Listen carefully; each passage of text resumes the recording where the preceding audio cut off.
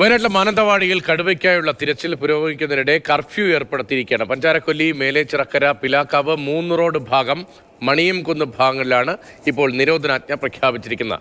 ജനങ്ങൾ പുറത്തിറങ്ങരുത് എന്നും കടകൾ അടച്ചിടണം എന്നും ഈ നിർദ്ദേശത്തിൽ പറയുന്നു.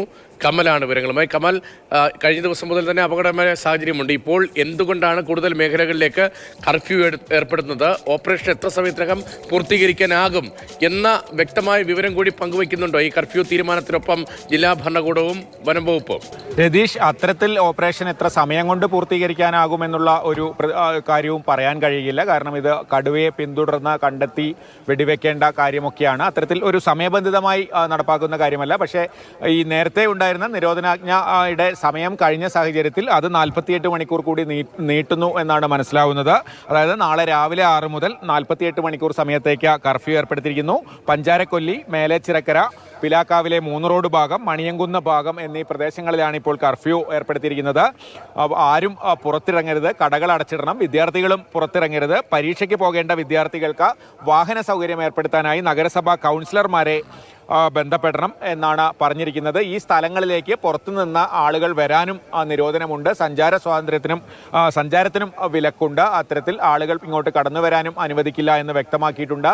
അല്പസമയം മുമ്പാണ് വാഹനത്തിൽ ഇത് സംബന്ധിച്ച അനൗൺസ്മെന്റ് നൽകിയത്. എന്തായാലും നാളെ രാവിലെ കടുവയുടെ ആക്രമണം ഉണ്ടായ സ്ഥലം, അതിനെ ചുറ്റിപ്പറ്റിയുള്ള ആ മേഖലയിലാണോ ഇപ്പോൾ ഈ കർഫ്യൂ തുടരാനുള്ള തീരുമാനമുണ്ടായിരിക്കുന്നത്?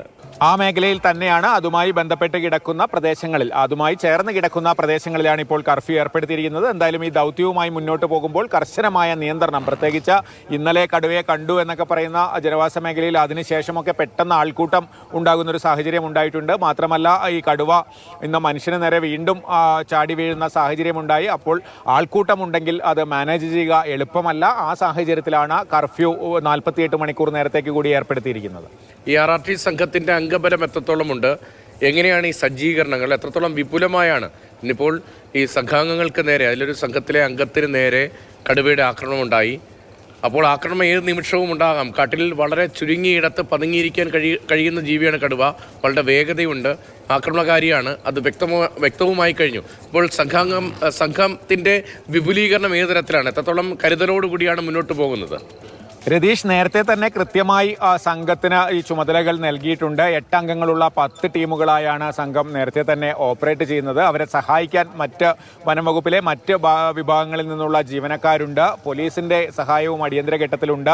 ഇത് മാവോയിസ്റ്റ് സാന്നിധ്യമുള്ള മേഖലയായിരുന്നതിനാൽ നേരത്തെ തന്നെ തണ്ടർബോൾട്ട് സാന്നിധ്യമുണ്ട്. അവർക്കും ഈ വനമേഖലയെക്കുറിച്ച് കുറച്ച് ധാരണയുള്ള സേനയാണ്. അത്തരത്തിൽ എല്ലാവരുടെയും പിന്തുണയുണ്ടാകും. ഈ പ്രധാന ദൗത്യ സംഘത്തിൽ 80-ലധികം ആളുകളുണ്ട്. അതിൽ അവർ ടീമായിട്ടാണ് പോകുന്നത്. നേരത്തെ തന്നെ അങ്ങനെ ഒരു ടീം തിരിച്ചിരുന്നു. പക്ഷേ ഇപ്പോൾ ഇതിനൊരു കൃത്യമായ പ്ലാനോട് കൂടിയായിരിക്കും നാളത്തെ ഓപ്പറേഷൻ ഉണ്ടാവുക. കാരണം സാധാരണഗതിയിൽ മനുഷ്യരുടെ സാന്നിധ്യം ഉണ്ടാകുമ്പോൾ കടുവകൾ മാറിപ്പോവുക, അല്ലെങ്കിൽ അത്തരത്തിൽ മനുഷ്യനുമായി നേരിട്ട് വരുന്ന സാഹചര്യങ്ങൾ കുറവായിരിക്കും. പക്ഷേ ഇന്ന് വീണ്ടും ഈ സംഘത്തിന് പിന്നിൽ നിന്ന് കടുവ ചാടി വീഴുന്നൊരു സാഹചര്യം ഉണ്ടായതുകൊണ്ട് തന്നെ ഇനി വളരെ കരുതലോടെയായിരിക്കും ഇനിയുള്ള നീക്കങ്ങൾ. എല്ലാ സുരക്ഷയോടെയും കൂടിയായിരിക്കും ദൗത്യ സംഘം ഈ കാര്യങ്ങളുമായി മുന്നോട്ട് പോവുക. ശരി.